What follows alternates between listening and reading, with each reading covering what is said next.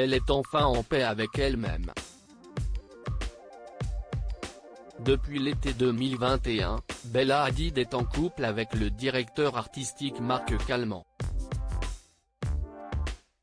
Alors que sa relation tumultueuse avec le chanteur The Weeknd a longtemps défrayé la chronique, CST dans le podcast de Victoria's Secret, intitulé Versus Voices, que la jolie brune a révélé avoir déjà été abusée. En toute transparence, le mannequin a expliqué « Je suis constamment retourné vers des hommes, et aussi des femmes, qui avaient abusé de moi et si est-il là que le plaisir des gens est entré en jeu. J'ai commencé à ne pas avoir de limites, non seulement sur le plan sexuel, physique et émotionnel, mais cela s'est ensuite étendu à mon espace de travail, avant d'ajouter, je ne voulais m'associer à personne, je ne voulais pas avoir d'amis, je ne voulais pas avoir de famille. Je voulais rendre tout le monde heureux quand je travaillais. Seule l'opinion des autres comptait, pas le mien, parce que je mettais essentiellement ma valeur entre les mains de tout le monde. » Plus tôt dans cette interview, Bella Hadid a expliqué qu'elle avait l'impression que sa voix n'était pas aussi importante que celle des hommes qui l'entouraient et que cela avait affecté ses relations plus tard. « J'ai toujours eu l'impression que ma voix n'était jamais entendue en grandissant.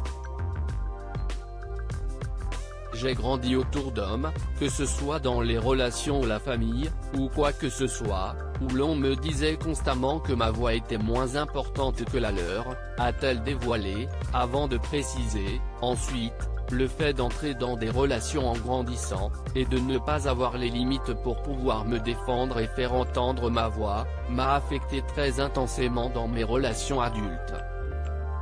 Mon système nerveux s'effondrait. C'était la lutte ou la fuite. Soit je devenais silencieuse et je pleurais, soit je me déchaînais et partais. Faire de la méditation a énormément aidé Bella Hadid. En toute transparence, la petite sœur de Gigi Hadid a assuré que suivre une thérapie et faire de la méditation avaient été des outils de guérison pour elle. De plus, prendre du temps pour elle, loin des réseaux sociaux, l'aurait aidé. Cela fait très cliché, mais ne pas avoir l'énergie des autres et leur projection sur soi est l'une des choses les plus puissantes de tous les temps.